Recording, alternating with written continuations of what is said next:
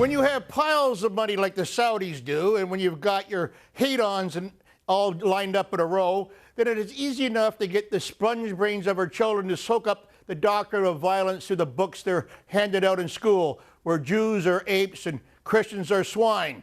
Nothing like locking up the next generation early.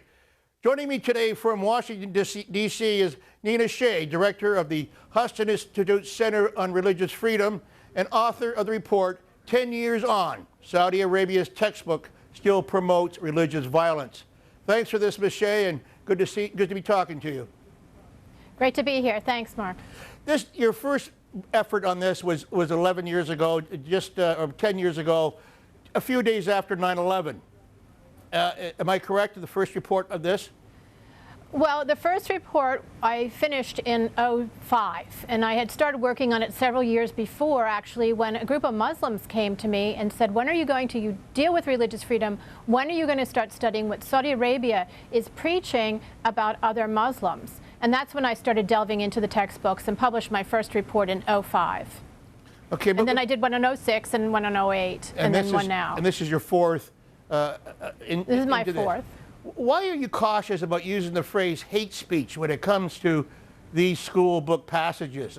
I mean, how are we going to combat the war on terror of generation after generation is being propagated by this filth? What other response could it be but to call it what it is?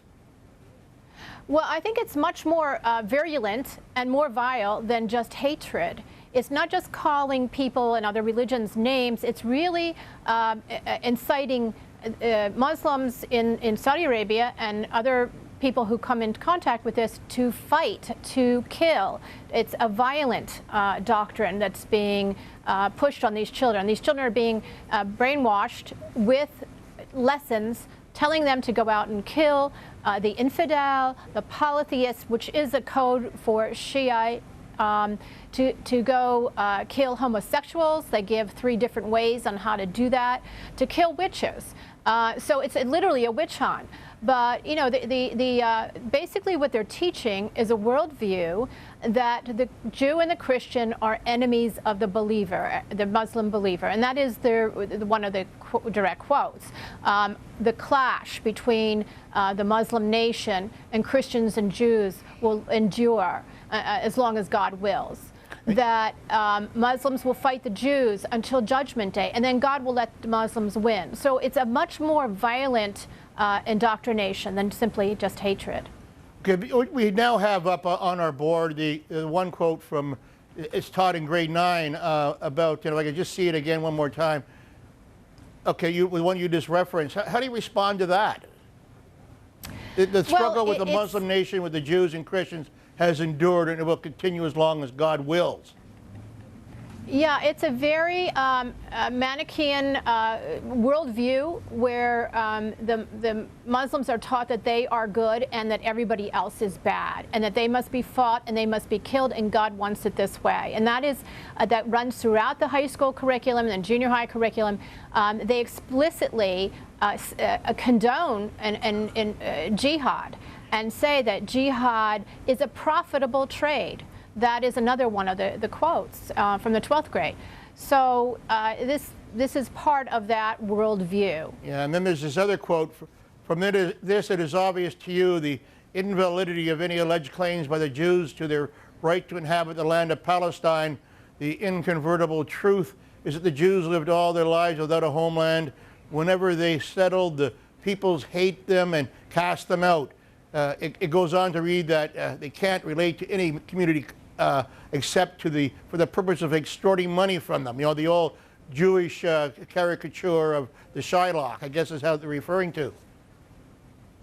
Well, no group is more vilified in these textbooks than Jews, of course. It's rank anti-Semitism.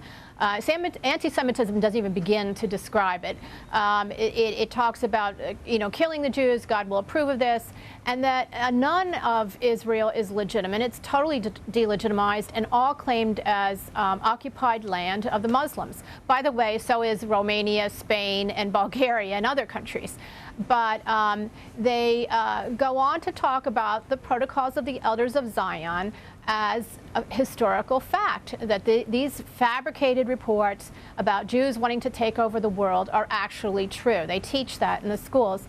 I was in Riyadh this year. I spoke with the education minister, and I spoke with the Islamic Affairs minister, who is in charge of these religious textbooks, and asked him, why is this in here? That's not even part of religion, of Islamic religion. Why is that taught in this textbook on religion? And the justice minister told me that his father had it around the house, the Protocols of Elders of Zion, in Saudi Arabia, in translation. Very few books are. And it's a very old part of Islamic culture. That's why it's in those books. Oh, I see. But look, the problem here with Saudi Arabia is the fact that it has so much wealth. These textbooks are not just staying within the Saudi community. They're being shipped around the world to every Muslim community that wants to have their hands on them, and Saudis paying the total cost on these things. So, I mean, that's correct. That's spreading the voice, I mean, everywhere around the world.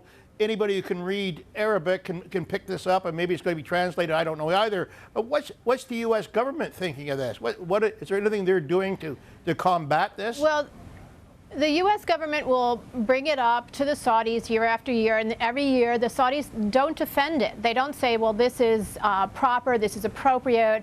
They, in fact, say, we're going to change. We have a new 2-year plan. We have a new 3-year plan. When I was in Saudi Arabia this year, they're saying they have a new 5-year plan. So they keep promising to change these to the State Department. But have you seen any mellowing in the text at all in the last 5 years? No, I haven't. No, and that's what's so disturbing. And as you put, no, I have not. There's no substantial change. It still talks approvingly of jihad and of killing and struggling against these other religions. And as you pointed out, it's not just the 5 million Saudi students who are in school. It's on the website of the Ministry of Education, so that anybody can download these around the world, and they ship them through their embassies to schools throughout the world, to Islamic schools. So it's very, very subversive. It is subversive. And Nina Shea joining us from Washington, I appreciate that very much. It is kind of scary, isn't it? And I appreciate your insights, and thanks for putting this out so it came to our attention. I appreciate it. Thank you.